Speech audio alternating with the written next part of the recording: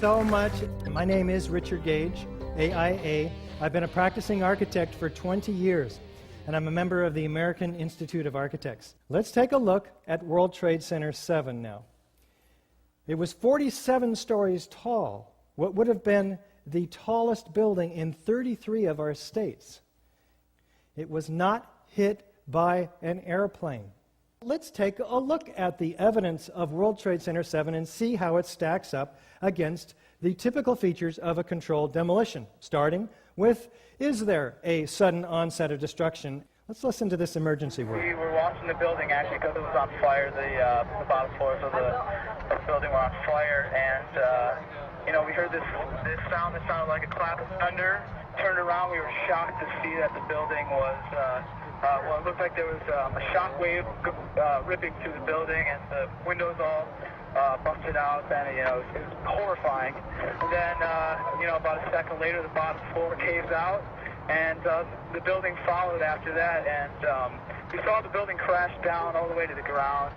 Do we have a straight-down symmetrical collapse into the building's footprint? Let's listen to Dan Rather narrate this collapse for us as we take our first look at the collapse of Building 7. Now we go to videotape the collapse of this building.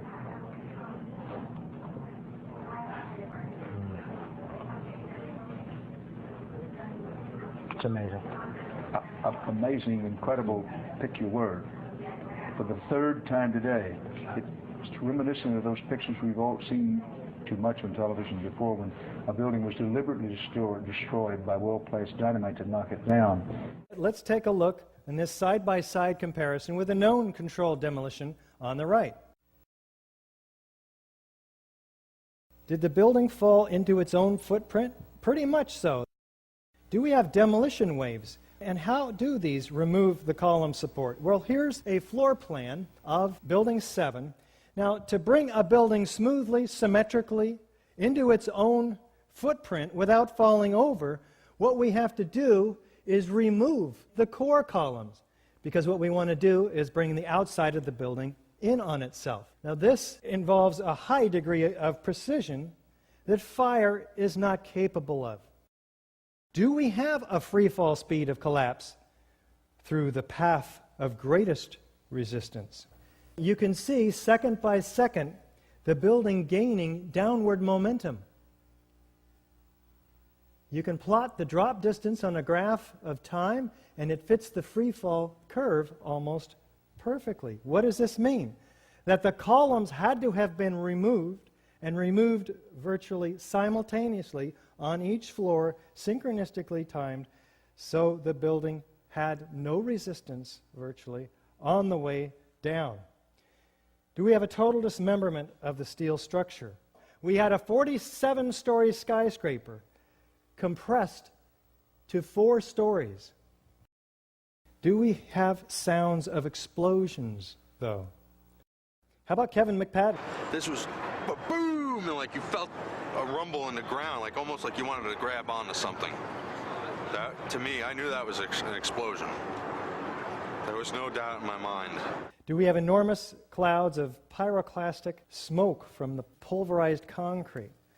Watch the concrete entrained in the air racing down every street in each direction at 35 miles an hour. Do we have pools of molten iron?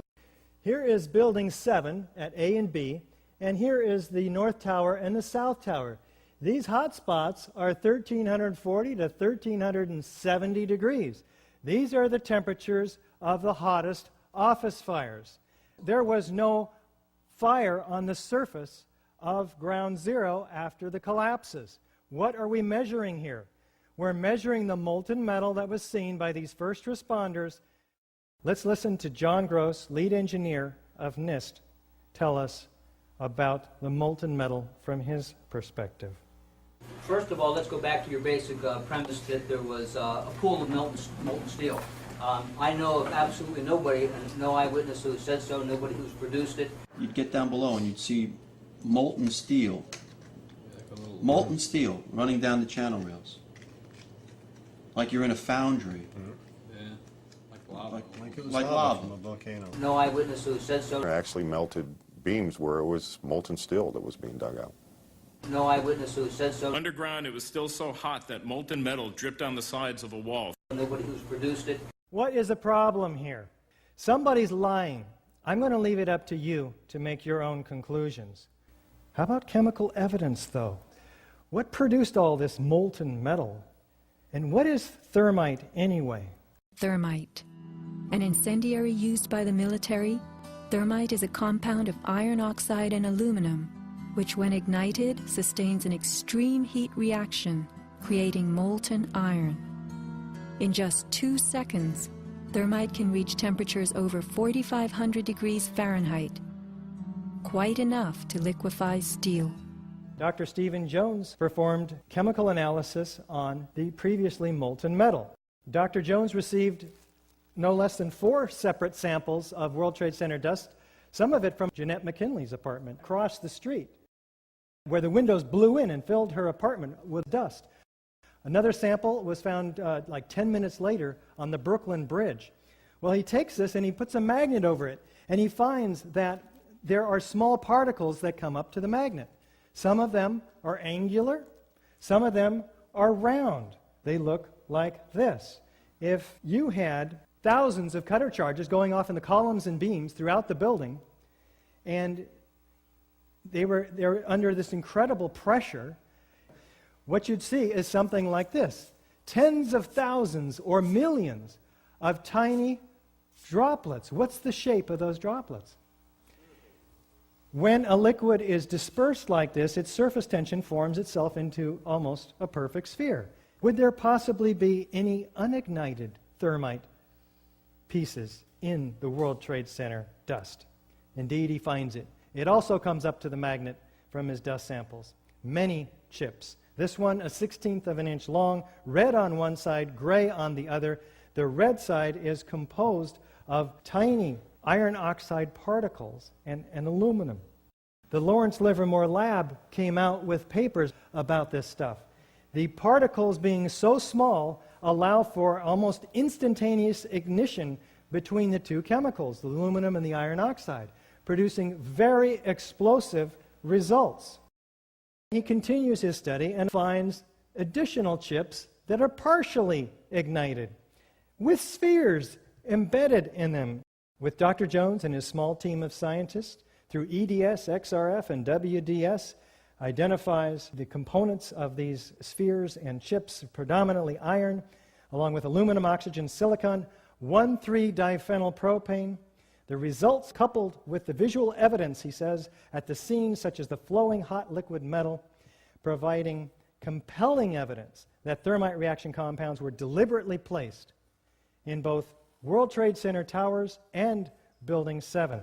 These results are documented in a peer-reviewed journal.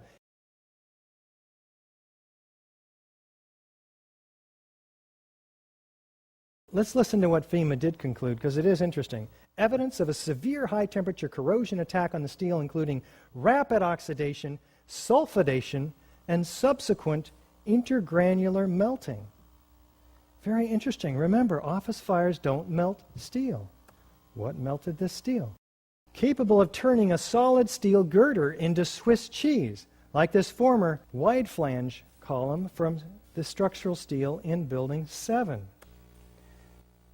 Now, they document this very carefully in their Appendix C. I believe we've shown that Building 7 matches all of the features of controlled demolition in the classic sense. Thank you so very much.